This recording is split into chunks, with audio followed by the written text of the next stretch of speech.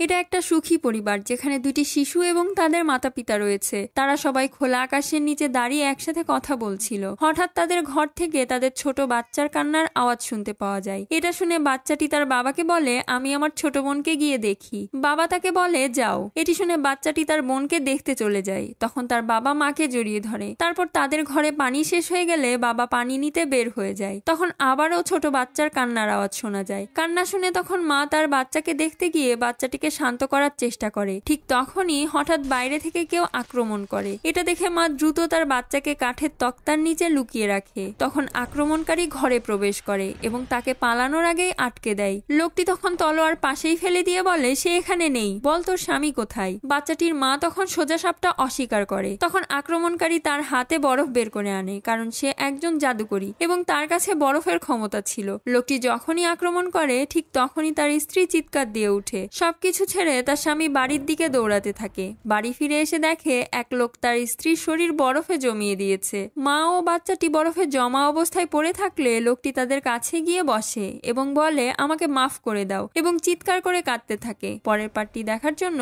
Please subscribe.